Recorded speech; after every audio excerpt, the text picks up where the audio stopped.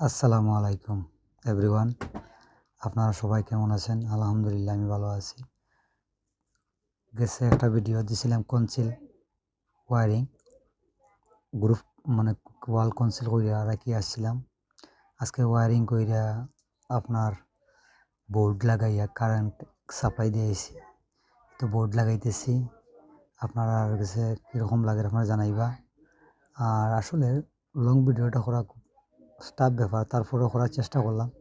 বোর্ডটা লাগাইবা একটু সুন্দর করিয়া যাতে কোনো দূর থেকে কোনো তেরা বেকার দেখা যায় না।